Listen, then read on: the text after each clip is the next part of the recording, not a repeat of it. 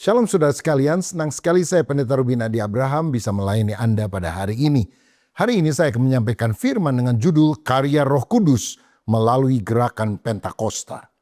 Dalam Kisah 1 ayat 8 firman berkata, tetapi kamu akan menerima kuasa kalau Roh Kudus turun ke atas kamu. Dan kamu akan menjadi saksiku di Yerusalem dan di seluruh Yudea dan Samaria dan sampai ke ujung bumi. Kisah Rasul 2 ayat 1-4, ketika tiba hari Pentakosta, semua orang percaya berkumpul di satu tempat. Tiba-tiba turunlah dari langit suatu bunyi seperti tiupan angin keras yang memenuhi seluruh rumah di mana mereka duduk. Dan tampaklah kepada mereka lidah-lidah seperti nyala api yang bertebaran dan hinggap pada mereka masing-masing. Maka penuhlah mereka dengan Roh Kudus. Lalu mereka mulai berkata-kata dalam bahasa-bahasa lain seperti yang diberikan oleh Roh itu kepada mereka untuk mengatakannya. Saudara, ada beberapa hal penting yang saya mau bagikan kepada saudara. Bagian A adalah perkembangan gerakan Pentakosta. Kita berada pada minggu Paskah, kenaikan Yesus dan Pentakosta. Yesus yang mati bangkit untuk menyelamatkan kita, kemudian dia naik ke sorga dan dia mencurahkan Roh Kudusnya pada hari Pentakosta. Saudara, ketika murid-murid dipenuhkan dengan Roh Kudus, mereka yang semula penakut menjadi pemberani. Petrus berkhotbah, 3.000 orang bertobat dan dibaptis. Gereja mula-mula dilahirkan dan sejak itu berita Injil tersebar ke seluruh dunia. Tetapi abad-abad pertengahan api kegerakan itu mulai surut karena lebih banyak tata cara duniawi, manusiawi yang dilakukan oleh para petinggi gereja. Namun Allah ingin memulihkan umatnya. Di awal abad ke-20, Roh Kudus mulai dicurahkan kembali. Ada seorang hamba Tuhan di Amerika yang namanya Charles Parham, orang kulit putih, berdoa semalam suntuk dari 31 Desember sampai 1 Januari tahun 1900. Dan kemudian dia menumpangkan tangannya kepada murid dari sekolah Alkitab yang dia dirikan. Dan orang yang dia doakan penuh dengan Roh Kudus berbicara di dalam bahasa lain yang tidak pernah dipelajari sebelumnya. Sehingga Charles mengerti bahwa fenomena di loteng Yerusalem terjadi lagi di abad 20. Beberapa tahun kemudian, tahun 1906, ada seorang berkulit hitam bernama William Seymour mengadakan ibadah di rumah seorang Kristen. Tapi kemudian lawatan Roh Kudus terjadi. Sehingga akhirnya mereka bersama harus menyewa sebuah tempat di Azusa Street, di Jalan Azusa di Los Angeles. Dan tiap hari orang berdoa, orang menyembah, memuji Tuhan. Dan mereka juga mendoakan orang-orang sakit. Banyak mujizat. Salah satu fenomena yang muncul selain kesembuhan ilahi adalah orang berbahasa roh kembali. Seperti yang dicatat dalam Alkitab. Ini kemudian melahirkan gerakan Pentakosta yang menjalar ke seluruh dunia termasuk ke Indonesia. Nah, secara statistik pergerakan Pentakosta atau karismatik adalah fenomena agama yang tercepat dalam sejarah manusia. Kini diperkirakan ada 660 juta atau lebih orang Pentakosta atau karismatik di seluruh dunia. Dibandingkan dengan kelompok Injili atau Reform yang jauh lebih lama yang hanya berjumlah kira-kira 180 juta di seluruh dunia. Jadi Pentakosta karismatik bisa 3,5 kali lipat lebih banyak dari kelompok Injili atau Reform. Di Indonesia sendiri diperkirakan kelompok Injili atau Reform lebih kurang 6 juta, tapi Pentakosta karismatik 10 juta lebih. Jadi pergerakannya sangat luar biasa, padahal ini merupakan satu kegerakan yang relatif baru dibandingkan dengan gereja-gereja tradisional yang sudah ada berabad-abad. Nah, saudara, kita melihat ada beberapa kunci dari perkembangan dari Pentakostalisme.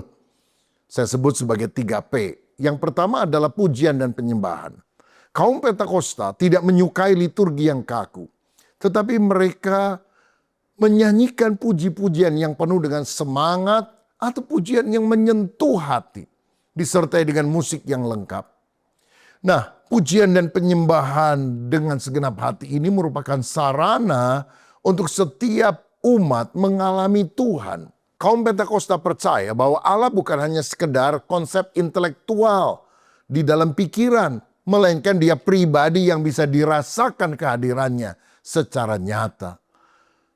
Alkitab berkata Allah hadir di tengah pujian umatnya. Mazmur 22 ayat 4. Kata pujian yang dipakai di sana berasal dari kata Ibrani tehila, artinya menyanyi dalam roh. Berarti dengan segenap hati, dengan kesungguhan. Makanya mereka menyanyi bukan asal-asal nyanyi, tapi sungguh-sungguh dengan sangat menjiwai. Jemaat juga tidak menjadi penonton yang hanya melihat orang-orang nyanyi di mimbar, di panggung, mendengarkan kur, paduan suara yang sudah berlatih berminggu-minggu. Walaupun tidak salah ada kur dan pemimpin lagu di depan. Tetapi dalam kelompok Pentakosta, semua jemaat didorong berpartisipasi secara aktif dan spontan dalam mengekspresikan kecintaannya kepada Tuhan dalam ibadah. Ada yang bertepuk tangan, ada yang bersujud, ada yang mengangkat tangan, dan tidak harus disuruh. Mereka melakukan karena mereka sungguh-sungguh mengasihi Tuhan. Nah, inilah yang menyebabkan orang-orang kemudian mulai mengalami experience, pengalaman dengan Tuhan, dijamah oleh Tuhan, sehingga kelompok Pentakosta mengalami perkembangan yang pesat. Kedua adalah peperangan rohani. Kaum Pentakosta meyakini bahwa masalah dalam kehidupan manusia, misalnya stres, ada konflik dalam keluarga, ada hambatan dalam bisnis, bukan hanya fenomena psikologis atau sosial. Tetapi mereka juga melihat ini mungkin adalah serangan spiritual dari kuasa-kuasa roh jahat yang harus dipatahkan melalui doa. Terutama doa syafaat dengan menggunakan otoritas nama Yesus dan kuasa darah Yesus. Efesus 6 ayat 12 berkata, perjuangan kita bukan melawan darah dan daging, bukan melawan manusia, tapi melawan roh-roh jahat yang ada di udara. Maka umat Pentakosta percaya kuasa Tuhan selalu tersedia bagi setiap orang percaya yang meminta dengan iman tanpa memandang status sosial atau pendidikannya. Waktu mereka sungguh-sungguh minta pertolongan Tuhan, Tuhan akan mengalahkan kuasa setan dan memberikan kemenangan bagi setiap orang yang percaya, sehingga mereka mengalami kelegaan daripada Tuhan. Nah, ini memberi pengharapan di tengah penderitaan. Karena mereka juga percaya bahwa janji kesembuhan dan pemulihan itu bukan hanya terjadi pada zaman rasul-rasul. Dalam teologi sesasionis, semuanya sudah berakhir pada zaman itu. Tetapi kuasa Tuhan masih berlaku sampai hari ini. Yesus tetap sama dulu, hari ini, bahkan sampai selama-lamanya. Kalau dulu dia menyembuhkan, sekarang dia menyembuhkan. Kalau dulu dia membuat mujizat, sekarang pun dia bisa membuat mujizat. Sehingga akhirnya mereka menerima jawaban konkret bagi masalah-masalah yang mereka hadapi. Baik itu penyakit, masalah ekonomi, masalah keluarga. Karena di dalam doa, permintaan kepada Tuhan, Tuhan membuka jalan, Tuhan menyatakan mujizat. Dan yang ketiga, mereka adalah pesaksi yang aktif. Kaum Pentakosta didorong bersaksi apa yang Tuhan lakukan sepanjang minggu ini bagimu secara pribadi. Sehingga kesaksian itu dianggap firman yang menjadi daging. Apa yang kita baca dalam Alkitab, benar-benar kita rasakan, kita alami, kita praktekkan dalam kehidupan. Nah, jika dalam teologi reform pada umumnya sangat tekstual, kaum Pentakosta sangat naratif. Mereka bisa melihat ayat firman kemudian menerapkan dalam kehidupan dan berkata, aku juga ngalami loh pertolongan Tuhan. Dulu Daud pernah mengalahkan Goliat. Aku sih musuhnya bukan Goliat, tapi masalah besar ini ibarat Goliat, tapi bersama Tuhan aku menang. Nah, yang begini itu disaksikan dengan berkobar-kobar kepada banyak orang. Mereka percaya bahwa menceritakan perbuatan Tuhan akan melepaskan kuasa yang sama bagi pendengarnya. Orang-orang yang mendengarnya akan berkobar-kobar dan mereka bisa mengalami. Kalau engkau melihat aku kan sakit tapi doa disembuhkan Tuhan. Kamu juga kalau doa bisa loh disembuhkan sama Tuhan. Aku dulu hidup hancur-hancuran, kacau lah keluargaku, hampir cerai dan sebagainya. Tapi waktu aku bertobat percaya Yesus, waduh, keluargaku dipulihkan, bisnisku jadi maju. Kamu juga, kalau kamu melakukan hal yang sama, bertobat percaya Yesus, datang beribadah dengan sungguh-sungguh, Tuhan memulihkan keluarga dan ekonomimu. Jadi waktu mereka mengalami sesuatu dengan Tuhan, mereka bersaksi, orang lain juga tertarik. Dan ketika mereka melakukan hal yang sama, mengalami lawatan Tuhan, mereka juga bersaksi kepada teman-teman yang lain. Maka gerakan Pentakosta mulai lebih berkembang. Saudara, kita juga percaya bahwa Wahyu 12 ayat 11 mencatat, dan mereka mengalahkan dia, si iblis, oleh darah anak domba, darah Yesus, dan oleh perkataan kesaksian mereka. Jadi si iblis dipatahkan waktu kita mulai memperkatakan kata-kata iman. Aku tidak akan mati, tapi aku akan hidup. Aku akan memuliakan Tuhan. Oh, aku memang sakit, tapi oleh bilur Yesus, aku sudah sembuh. Saudara, memperkatakan perkataan iman yang berdasarkan firman Tuhan, karena yakin Tuhan bekerja melalui iman yang teguh, menyebabkan banyak orang mengalami pertolongan Tuhan. Kesaksian yang praktis, kesaksian yang hidup, dan juga nyata ini sering membuat orang datang kepada Kristus. Contoh misalnya kita bisa melihat kelompok pengusaha yang tergabung dalam Full Gospel Businessman Fellowship. Mereka adalah orang-orang awam yang saling menceritakan bagaimana pertolongan Tuhan dalam bisnis, dalam keluarga, dalam pekerjaan mereka. Sehingga akhirnya mereka bisa mengajak teman-teman para pebisnis lain juga datang kepada Tuhan. Mobilisasi awam dalam pelayanan seperti inilah yang menyebabkan gerakan Pentakosta mengalami perkembangan yang pesat. Jadi kita melihat pertama tadi perkembangan Pentakosta, bagian B kita melihat penekanan teologi Pentakosta. Saudara sekalian, gereja Pentakosta dikenal dengan suasana ibadah yang ramai. Ada tepuk tangan, ada band lengkap. Tapi sebetulnya Pentakosta ini memiliki sistem kepercayaan yang berpusat pada pengalaman langsung dengan Roh Kudus. Dan ada 4 tiang utama dari keyakinan Pentakosta. Yang pertama, percaya Yesus adalah juru selamat. Matius 1 ayat 21. Dia akan melahirkan anak laki-laki dan engkau akan menamakan dia Yesus. Karena dialah yang akan menyelamatkan umatnya dari dosa mereka. Manusia selamat bukan karena perbuatan baiknya, bukan karena amalnya. Tapi anugerah Tuhan yang diterima melalui iman kepada Yesus Kristus. Efesus 2 ayat 8-10. Maka kita harus melakukan penginjilan agar semua orang percaya bahwa memang Yesus satu-satunya jalan kebenaran dan hidup, tidak seorang pun sampai kepada Bapa kecuali melalui Yesus. Yohanes 14 ayat 6. Dan jika demikian mereka akan diselamatkan.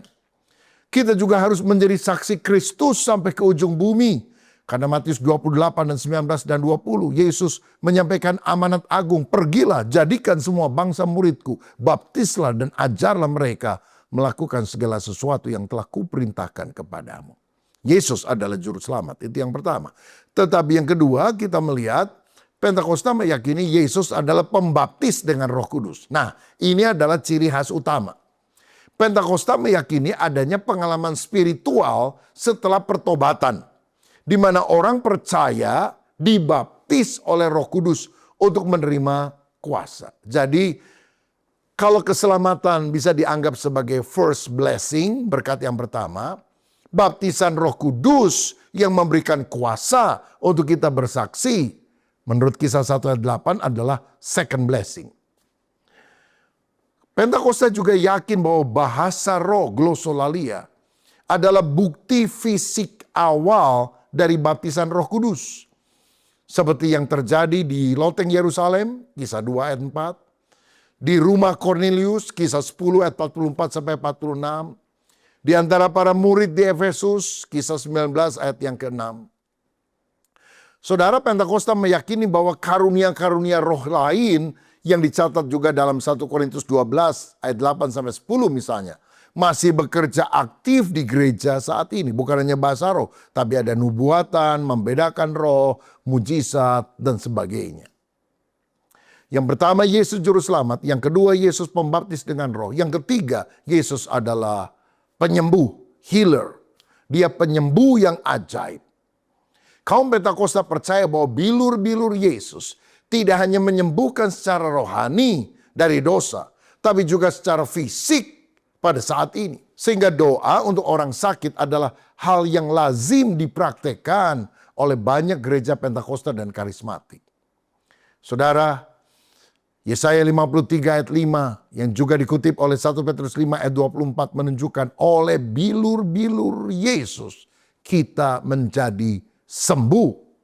Ini bukan hanya kesembuhan rohani sehingga kita selamat, tapi juga kesembuhan fisik, kesembuhan mujizat waktu kita berdoa dan minta pertolongan Tuhan. Orang buta bisa melihat, orang lumpuh bisa berjalan, dan banyak mujizat lain terjadi. Yakobus 5 ayat 14 dan 15 mendorong kita, kalau ada orang sakit, panggil penatua jemaat untuk mendoakan mereka. Dan doa yang lahir dari iman akan menyelamatkan orang itu dan menyembuhkan dia dari penyakitnya.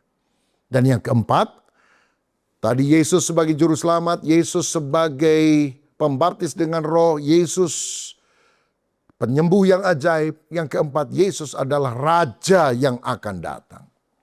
Kaum Pentakosta melihat ada urgensi yang kuat bahwa Yesus akan segera datang sebagai Raja. Wahyu 22 ayat 20 berkata, Aku datang segera. Karena itu gereja Pentakosta dan karismatik rajin menyampaikan khotbah tentang akhir zaman, perihal kedatangan Kristus dan kesiapan kita untuk menyambutnya. Pada umumnya, kelompok Pentakosta memiliki paham dispensasionalis premilenial. Maksudnya, mereka percaya Tuhan Yesus akan datang dari sorga, lalu akan mendirikan kerajaan 1000 tahun damai di bumi, yang ibu kotanya adalah Yerusalem di Palestina. Kerajaan 1000 tahun ini bukan simbolis, tapi benar-benar fisikal. Mereka juga percaya bahwa sisa Israel akan diselamatkan karena bertobat di akhir zaman. Israel tidak akan dilupakan sampai selamanya. Tapi sisa-sisanya akan bertobat, percaya kepada Yesus, Yesua. Dan mereka akan memiliki hidup kekal. Ini disebut sebagai remnant theology dan bukan replacement theology. Kalau replacement itu artinya Israel sudah berdosa, dibuang oleh Tuhan, digantikan oleh gereja dari bangsa-bangsa non-Yahudi. Tetapi Alkitab menunjukkan ada sisa remnant daripada orang Yahudi yang juga akan bertobat pada akhir zaman. Kelompok Pentakosta meyakini banyak nubuat akhir zaman akan digenapi secara literal atau hurufiah. Misalnya tentang pemulihan Israel, tentang adanya tanah perjanjian yang Allah pernah janjikan kepada Abraham dari sungai Nil sampai sungai Efrat, dari Mesir sampai Irak. Adanya raja yang memerintah secara kekal, itulah Yesus yang akan menjadi raja dalam kerajaan 1000 tahun yang kemudian akan bergabung dengan kerajaan kekal langit baru dan bumi baru. Dan mereka juga menerima penafsiran secara historis namun futuris. Jadi apa yang pernah terjadi pada masa lalu sudah digenapkan, bisa terjadi lagi dalam skala yang lebih besar pada masa yang akan datang. Karena ada double fulfillment. Jadi penggenapan ganda. Misalnya Yoel menubuatkan bahwa Roh Kudus akan dicurahkan. Itu sudah tergenapi dalam Kisah Rasul 2. Yaitu pada hari Pentakosta. Tetapi Petrus berkata, janji ini bagimu dan keturunan yang akan datang. Berarti ada dimensi futuris. Jadi bukan hanya simbol yang sudah digenapi pada masa lalu saja. Tetapi in the future, pada masa depan, ada hal-hal tertentu yang juga akan digenapi oleh Tuhan. Bagian C, persekutuan dengan kelompok Injili atau Reform. Saudara-saudara, gerakan Pentakosta sebetulnya adalah kelanjutan dari Holiness Movement atau gerakan kesucian. Karena itu orang-orang Pentakosta juga sangat menekankan kehidupan yang dipisahkan dari pengaruh dunia dan taat kepada pimpinan Roh Kudus. Ibrani 12 ayat 14 berkata, berusahalah hidup damai dengan semua orang dan kejarlah kekudusan, sebab tanpa kekudusan tidak seorang pun akan melihat Tuhan. Karena tujuan yang dikejar adalah kesempurnaan roh, jiwa, dan tubuh. menurut 1 Tesalonika 5 ayat 23 yang akan kita dapatkan pada hari kedatangan Kristus untuk kali kedua. Tapi sekarang kita harus bertumbuh di dalam progressive sanctification, kekudusan yang makin maju. Pentakosta juga sebenarnya adalah anak dari gerakan Injili atau Reform, namun punya kepribadian yang berbeda. Baik Pentakosta maupun Injili sama-sama memegang teguh sola scriptura. Alkitab adalah firman Allah yang tidak salah. Sola fide, keselamatan hanya melalui iman kepada Kristus. Jadi keduanya sangat menekankan pentingnya kelahiran baru, bukan hanya dari sekedar Kristen nominal, Kristen KTP, Kristen tanpa pertobatan. Baik kelompok Injili maupun kelompok Pentakosta giat melaksanakan amanat agung Yesus, yaitu pemberitaan Injil ke segala bangsa. Jadi banyak kesamaannya. Namun kita harus melihat ada beberapa perbedaan utama. Kelompok Injili atau Reform itu percaya bahwa baptisan Roh Kudus terjadi pada saat seseorang mengalami kelahiran baru. Jadi waktu lahir baru, ya dibaptis dengan Roh Kudus. Tapi kelompok Pentakosta berkata, lahir baru adalah pengalaman pertama, lalu baptisan Roh Kudus yang memberikan kuasa untuk orang-orang melayani, bersaksi dengan power dari Roh Kudus, itu adalah second blessing, pengalaman kedua setelah kelahiran baru. Yang kedua, banyak orang Reform menganggap bahwa karunia mujizat termasuk bahasa roh sudah berhenti di zaman rasul-rasul. Atau kalaupun masih ada, hanya sedikit dan sangat dibatasi. Tetapi kelompok Pentakosta percaya bahwa itu adalah karunia yang tetap berlaku sampai Tuhan Yesus datang untuk kali kedua. Jadi mereka percaya bahwa bahasa roh yang asli itu masih ada dan juga mendoakan orang-orang sakit supaya sembuh. Yang ketiga, kelompok Reform menekankan doktrin, hal-hal yang berkaitan dengan intelektual. Sedangkan kelompok Pentakosta menekankan experience, pengalaman. Nah makanya kalau kita combine, jadi kelompok Pentakosta juga mempelajari doktrin Alkitab yang benar supaya tidak menyeleweng, mengisi akal budinya dengan pemahaman firman. Tapi roh api yang berkobar-kobar itu menyala tetap. Wah, ini menjadi sebuah gabungan yang sangat luar biasa. Yang keempat, kelompok Reform pada umumnya ibadahnya liturgis teratur.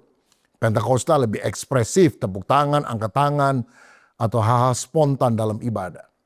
Nah, seharusnya kita tidak usah mempertentangkan kedua hal ini, tapi menyelaraskannya. Kelompok Injili atau Reform menekankan doktrin, penebusan, pembenaran, justification, karya salib, dan memang itu adalah sesuatu yang benar dan alkitabiah. Pentakosta karismatik menekankan pengalaman dengan Tuhan, kuasa Roh Kudus. Saya yakin Reform tanpa Pentakosta seperti perpustakaan besar yang lampunya mati. Bukunya sih lengkap berisi doktrin, tapi tidak ada yang bisa membacanya karena gelap. Tidak ada pencerahan, iluminasi karena kuasa Roh Kudus. Sedangkan Pentakosta tanpa Reform seperti petir yang menyambar-nyambar, duar tanpa kabel, penuh energi dan cahaya tapi tidak terarah dan bisa menghancurkan. Sedangkan kalau terarah itu menjadi listrik yang menerangi orang dalam kegelapan. Semangat Pentakosta memberi energi untuk melakukan kebenaran yang didapat dari pendalaman Alkitab. Pendeta Dr. Hael Senduk yang adalah pendiri dari Gereja Bethel Indonesia pernah berkata, sebetulnya teologi Pentakosta atau teologi GBI secara lebih spesifik, itu teologi Injili ditambah karya Roh Kudus. Saudara, kalau kelompok Injili menekankan karya Kristus di salib, soteriologi, keselamatan, sanctification, penyucian setelah kita diselamatkan. Pentakosta tidak hanya berhenti di salib, tapi berjalan sampai ke loteng Yerusalem. Bukan hanya menekankan soteriologi keselamatan, tapi pneumatologi, karya Roh Kudus. Roh Kudus tidak hanya bekerja secara internal, mengubah karakter, menyucikan kita, tapi juga secara eksternal, memberikan kuasa, karunia, mujizat. Nah, jadi idealnya seorang Kristen harus berjalan dari salib Golgota menuju kamar loteng Yerusalem, Pentakosta, untuk menjadi orang percaya yang utuh, ditebus oleh darahnya. Inilah yang disebut sebagai orang Kristen full gospel. Injil sepenuhnya. Percaya keselamatan di Golgota, tapi juga pengurapan Roh Kudus di loteng Yerusalem. Saudara, kita sudah ditebus oleh darahnya, tapi kita juga harus diberi kuasa oleh Rohnya untuk menjadi saksi. Kaum Pentakosta senang dengan khotbah Alkitabiah, namun praktis dan aplikatif. Setia pada teks, namun relevan pada konteks. Tidak hanya logika kering, tapi membuat roh menyala-nyala mencintai Tuhan sehingga mentransformasikan hidupnya. Kaum Pentakosta tidak tertarik pada orang bergelar teologi tinggi, tapi mandul pelayanannya. Khotbah dengan bahasa tinggi, namun jemaat mengantuk mendengarnya. Pandai berdebat, tapi tidak memenangkan jiwa. Paham teologi, tapi tidak bisa mengusir setan. Banyak membaca buku, namun malas berdoa dan berpuasa. Karena itu mari kita bertumbuh sama-sama dalam pemahaman firman yang makin dalam, namun tetap berkobar-kobar dengan api Roh Kudus. Tujuan kita sama, memenangkan jiwa dan menjadi serupa seperti Kristus. Bapa kita satu. Mari kita bersatu dalam Kristus untuk menjangkau lebih banyak jiwa dengan pemahaman firman yang benar. Tapi jangan lupa dengan pengalaman pribadi, dengan roh yang menyala-nyala. Siapa yang mau berkata, aku mau memiliki pemahaman firman yang lebih dalam, tapi rohku juga tidak padam. Aku tidak jadi seperti orang Farisi, apalagi yang suka nyala-nyalain orang lain. Aku mau berkobar-kobar untuk memenangkan jiwa. Kalau itu doa saudara, mari kita tundukkan kepala. Bapa, terima kasih untuk kebenaran firman-Mu. Kami terbatas, tetapi karya Tuhan sangat luas. Sehingga biarlah kami tidak membatasi diri di dalam kelompok-kelompok yang kemudian menyerang satu dengan yang lain. Tapi kami menjadi satu tubuh di dalam Kristus yang saling melengkapi. Sehingga kami bisa bertumbuh menjadi serupa seperti Engkau dan memenangkan lebih banyak jiwa bagi Yesus. Berkat Tuhan atas kami dalam nama Yesus. Amin. Tuhan memberkati.